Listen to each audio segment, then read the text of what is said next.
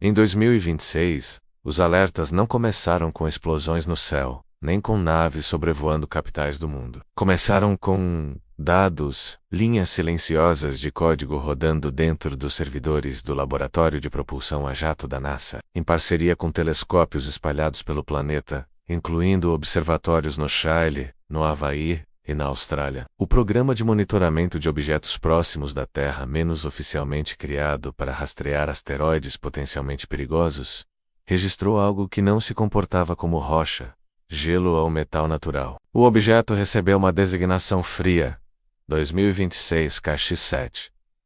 Ele surgiu nos sensores como um corpo escuro, absorvendo luz em vez de refletir. Seu deslocamento não seguia exatamente as leis gravitacionais previstas. Pequenos ajustes de trajetória aconteciam sem causa aparente.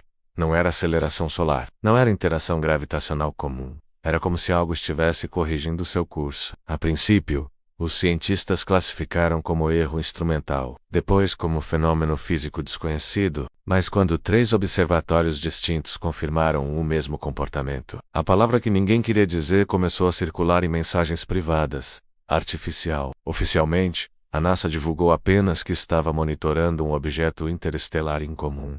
Nada mais. Nenhuma menção à inteligência, nenhuma referência à ameaça, nenhum indício de invasão. Mas nos corredores internos, um grupo restrito de astrofísicos, engenheiros e analistas começou a estudar algo muito mais inquietante. O objeto não vinha aleatoriamente pelo espaço. Ele estava alinhado com a eclíptica terrestre aproximando-se, no mesmo plano orbital dos planetas, menos como se conhecesse a arquitetura do sistema solar. Enquanto isso, na internet surgiam teorias antigas, ressuscitadas. Vídeos falavam do dia Serpent. Textos conectavam a aproximação do objeto a mitologias sumérias, maias e hebraicas. Alguns citavam o livro de Enoque, interpretando passagens sobre estrelas que caem do céu como seres vivos, como descrições tecnológicas veladas. Nada disso tinha confirmação científica, mas a coincidência alimentava o imaginário coletivo. A narrativa mais poderosa era a do traidor celeste, uma entidade descrita em tradições antigas como uma inteligência que se rebelou contra a ordem cósmica. Associada à serpente, ao conhecimento proibido e à queda das estrelas, em algumas versões, essa entidade não era espiritual, mas biológica, uma raça antiga que teria visitado a Terra antes da humanidade desenvolver escrita. Na realidade científica, não havia qualquer evidência disso. Porém, o objeto 2026, KX-7, continuava ajustando sua trajetória. Quando alcançou a órbita de Marte, algo ainda mais estranho ocorreu. Ele reduziu velocidade de forma controlada, usando o campo gravitacional marciano como assistência, não para acelerar rumo ao Sol, mas para corrigir ângulo menos como se estivesse mirando especificamente a Terra. O silêncio oficial continuava. Dentro da NASA, o debate se dividia em 3 hipóteses. 1. Fenômeno físico desconhecido como exaustão de gás interno causando micropropulsão. 2. Artefato interestelar abandonado, remanescente de civilização extinta. 3. Sonda ativa. A terceira hipótese nunca saiu dos relatórios internos. Enquanto isso, pesquisadores de mitologia comparada começaram a ser consultados informalmente. Uma das especialistas trouxe uma observação inquietante.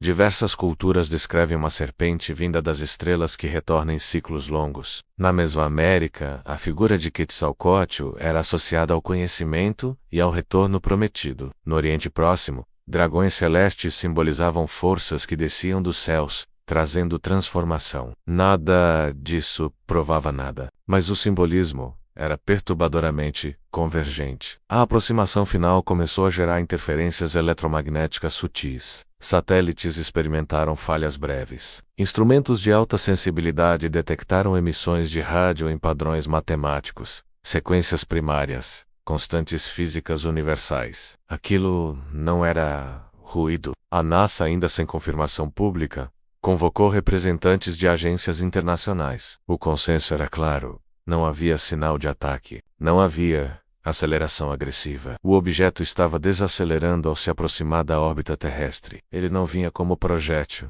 vinha como visitante. A imprensa mundial foi informada apenas quando já era impossível esconder a assinatura energética detectada por radiotelescópios civis. A declaração foi cautelosa, objeto interestelar de origem desconhecida, apresenta emissões estruturadas.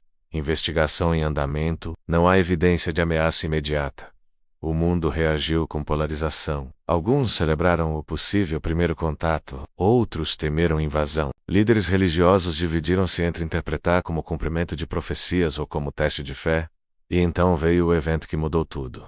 O objeto entrou em órbita terrestre alta. Não pousou, não enviou projéteis, não liberou sondas visíveis, mas transmitiu.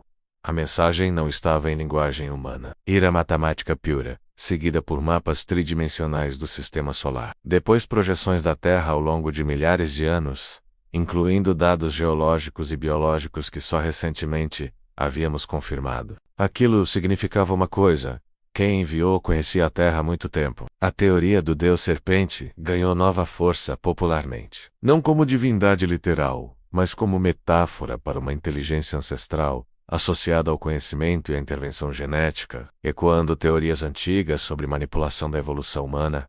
Cientificamente, nada disso podia ser afirmado. Mas a última parte da transmissão foi a mais enigmática. Uma representação visual de uma hélice dupla, DNA, seguida de uma sequência alterada, como se mostrasse uma edição. Não houve ameaça explícita. Não houve exigência, apenas informação. Alguns interpretaram como oferta de conhecimento. Outros, como aviso de que fomos modificados no passado. Outros ainda, como tentativa de manipulação psicológica. E então, subitamente, o objeto iniciou afastamento. Sem explosões, sem ataque, sem contato físico. Antes de sair da órbita, porém, liberou uma microestrutura que permaneceu estacionária entre a Terra e a Lua, menos pequena demais para ser vista a olho nu, grande demais para ser ignorada por radares. A estrutura não respondeu a comunicações. Não atacou. Apenas permaneceu ali, observando. A ficção do traidor ganhou nova camada. E se essa inteligência não fosse invasora, mas dissidente de outra civilização maior? E se estivesse alertando a humanidade sobre algo ainda maior no cosmos? Uma força não curiosa, mas expansionista, não havia resposta. Meses depois, a presença da microestrutura começou a alterar levemente o fluxo de partículas solares, criando um campo magnético artificial mínimo, como se estivesse testando interação com nosso planeta. Não causava dano, mas demonstrava capacidade tecnológica muito além da nossa. A NASA nunca declarou invasão, nunca confirmou raça alienígena traidora. Oficialmente, era um fenômeno tecnológico desconhecido. Mas a humanidade mudou. Religiões reinterpretaram textos antigos. Cientistas expandiram programas de defesa planetária. Governos aceleraram cooperação global. E uma nova disciplina nasceu, xenobiologia comparativa, aplicada à possibilidade de engenharia genética extraterrestre. A maior pergunta não era: eles vão atacar?